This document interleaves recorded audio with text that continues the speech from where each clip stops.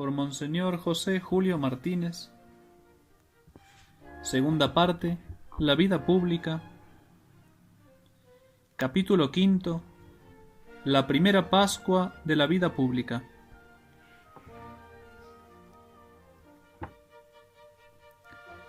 Inmediatamente después del milagro de Caná, acompañado Jesús de su madre, de sus parientes y de sus primeros discípulos, se fue a Cafarnaún, ciudad importantísima entonces, situada al noroeste del lago Tiberíades, es decir, arriba a la izquierda.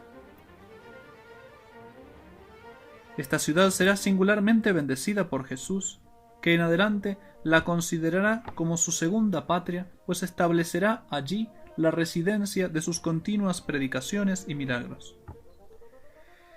Para ir de Caná a Cafarnaún había que caminar unas 7 u 8 horas. No iba todavía a establecer allí su residencia, sino más bien a unirse a la caravana de peregrinos que allí se formaba con ocasión de la Pascua, pues ahí se reunían para ir a Jerusalén, donde, según hemos dicho, se proponía inaugurar su ministerio público. 3 años pasarán apenas desde este día para que en Jerusalén, y con ocasión de otra fiesta de Pascua, será inmolado como la víctima ofrecida por los pecados del mundo. En las visitas hechas al templo en años anteriores, había notado Jesús, con pena, deplorables abusos que se habían introducido en el espacioso patio llamado de los Gentiles, y en las galerías de que estaba cercado. Este atrio era parte del templo y era un lugar de oración. Pero mientras duraba su vida oculta y vivía en lo exterior como los demás judíos, no había intentado ponerle remedio. Mas, ahora que su ministerio mesiánico está ya inaugurado, va a vengar el honor de su padre, gravemente ultrajado en el lugar más santo de la tierra, por la culpable complicidad y tolerancia de un sacerdocio que no sabía respetar la casa de Dios. Los innumerables sacrificios que se ofrecían en las fiestas religiosas, especialmente durante la solemnidad pascual y los 8 días que le seguían, exigían millares de víctimas, sin contar la harina, el vino, el aceite y la sal, que eran la materia de los sacrificios incruentos.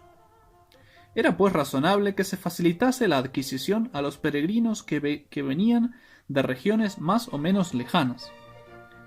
Pero lo que había comenzado siendo un servicio hecho por caridad, a la vez que religión, degeneró en un abuso escandaloso.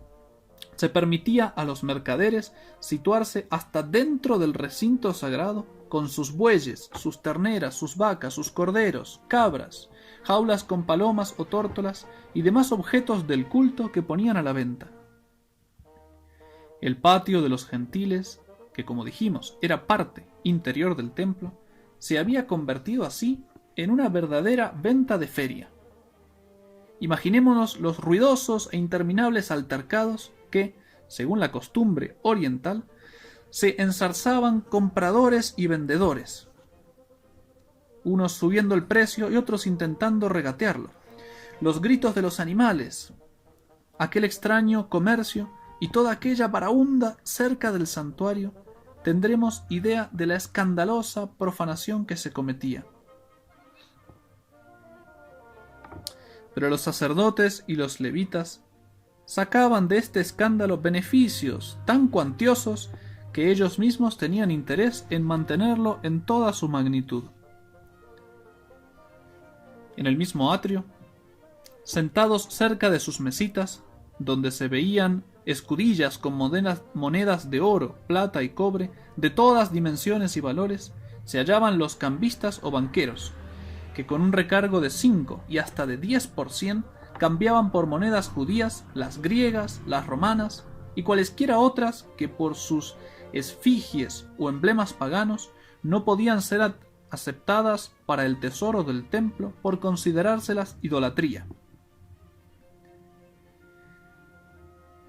Muchos peregrinos, sobre todo los que venían de lejanas tierras, aprovechaban su viaje para pagar el impuesto de medio siclo o de una didracma que todo israelita llegado a los 20 años debía pagar anualmente para sostener el culto. Y aun eso era ocasión de repugnante mercantilismo y de desenfrenadas ganancias usurarias. Pero he aquí que al menos por un momento van a cesar tan lamentables abusos. Lleno Jesús de indignación, aunque dueño siempre de sí mismo, cogió del suelo algunas cuerdas que habían servido para atar los animales, hizo con ellas un látigo, y sacudiendo con él a diestra y siniestra, expulsó del sagrado recinto a los animales y a los mercaderes, y después volcó las mesas de los cambistas, cuyas monedas de oro, plata y cobre rodaron por el suelo en todas direcciones. Fue aquello una escena indescriptible. A los que vendían palomas les dijo, señalando sus jaulas: «Quitad esto de aquí y no convirtáis en casa de tráfico la casa de mi Padre». Entre la incontable muchedumbre que presenció este rápido drama, nadie opuso a Jesús la más mínima resistencia. Aquella majestuosa y repentina aparición de la santidad indignada llenó de espanto a todos los asistentes. Además, que su propia conciencia les remordía. Fue este uno de aquellos milagros morales de que más adelante hablaremos.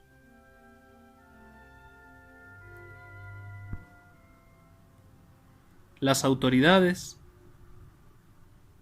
no pudieron disimular su vivo descontento al saber que Jesús se había tomado licencia de ejercer el oficio de reformador en su propia casa, condenando así públicamente su complicidad directa en el asunto.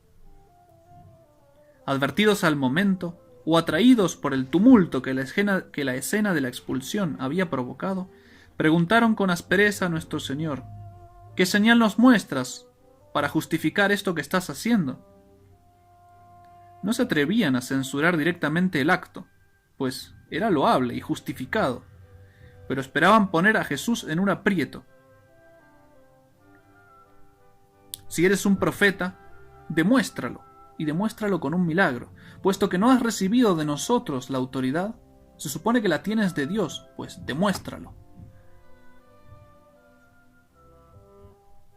Le respondió el Salvador con serena dignidad: «Destruid este templo, y en 3 días lo reedificaré». Respondieron irónicamente: «En 46 años ha sido edificado este templo, y tú lo vas a levantar en 3 días». Llevaba 46 años de construcción, y aún faltaban 30 o 33 años para concluir su fabricación y su ornato. No estuvo terminado hasta el año 63 o 64 de nuestra era, 7 años antes de su destrucción total y completa. Sin embargo, Jesús se refería al templo de su cuerpo. El templo material de Jerusalén era figura de Cristo, donde realmente habitaba la plenitud de la divinidad. Ese templo de su cuerpo iba a ser destruido exactamente 3 años después. Admirable es que nuestro Señor, desde la primera Pascua de su vida pública, prediga lo que ha de suceder en su muerte. Y apenas unos días antes de su muerte, nuestro Señor repetirá el lunes santo el hecho de la expulsión de los vendedores del templo.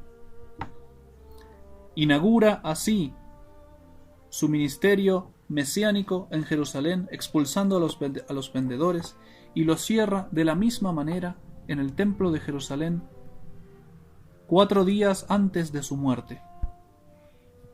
Nada tiene de raro la repetición del hecho, ni de parte de los judíos, que pasada la primera impresión, no tardaron en volver a su deplorable costumbre bajo la tolerante mirada de los sacerdotes, ni tampoco es raro de parte de Jesús mismo, que, como dijimos, quiso señalar el comienzo y el fin de su ministerio con una manifestación de su celo religioso. Pero Jesús Si bien rehusó a los directores religiosos de su pueblo el milagro que con arrogancia le pidieron, hizo, sin embargo, muchos milagros en Jerusalén, en Judea, aunque ninguno de ellos nos ha sido narrado en detalle. Dice el Evangelio que muchos de los que fueron testigos de esos milagros creyeron en su nombre y lo reconocieron por Mesías. Pero, continúa el narrador, nuestro Señor conocía las disposiciones íntimas de sus nuevos partidarios y veía cuán débil y superficial era su fe. No se forjaba, pues, ilusiones sobre la firmeza de aquella adhesión que pronto se transformaría en frialdad apenas se dieran cuenta de la oposición entre la conducta de Jesús y la idea de Mesías que ellos tenían. Jesús no era ese Mesías. Sin embargo, hubo en Jerusalén una persona a quien Jesús produjo una impresión más seria, más honda. Llevaba el nombre griego de Nicodemo, que era frecuente entonces entre los judíos. Se contaba este personaje entre los principales del judaísmo, pues era miembro del Sanedrín, al mismo tiempo que estaba afiliado al partido de los fariseos, lo cual aumentaba su autoridad. En fin, el título de Maestro de Israel, que a nuestro Señor mismo le dará, nos hace sospechar que era, además, doctor de la ley, es decir, escriba. Deseoso de conversar con Cristo, fue a buscarle, pero temiendo que este paso le pusiese en riesgo ante sus colegas, cuya enemiga ya se había granjeado nuestro Señor, movido por un sentimiento de temor y prudencia humana, escogió la noche para verle.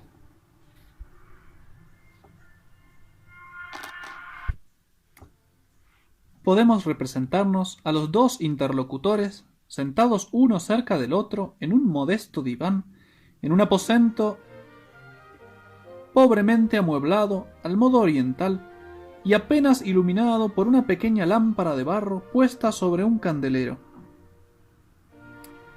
Previos los saludos acostumbrados, Nicodemo le dijo respetuosamente a Jesús: Rabí, que quiere decir maestro, sabemos que eres maestro venido de Dios, porque ninguno puede hacer estos milagros que tú haces si Dios no estuviere con él.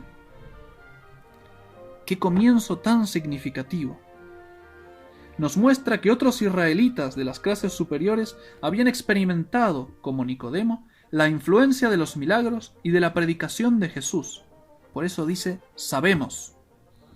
En consecuencia, le reconocían el derecho de enseñar en materia de religión, que no había recibido ningún título oficial de manos de los hombres, sino que Dios mismo lo acreditaba directamente con el poder de hacer milagros de que le había investido.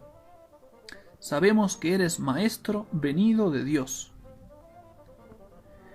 Respondió el Salvador: en verdad te digo, que quien no naciere de nuevo no puede ver el reino de Dios. Es decir, ser admitido a formar parte del reino de Dios. Esta respuesta, más que al lenguaje de Nicodemo, se refiere a su pensamiento. Había venido para conocer al Mesías y su reino y quería formar parte de él. ¿Qué he de hacer para entrar en el reino de Dios? ¿Qué es necesario practicar? ¿Qué condiciones se deben practicar y cumplir para gozar de los bienes del reino que el Mesías va a fundar en breve? Ante todas las cosas, le dice Jesús, es preciso regenerarse espiritualmente y que por la intervención divina se transforme íntimamente todo nuestro ser. Nicodemo, que no lo ha comprendido, pide una explicación.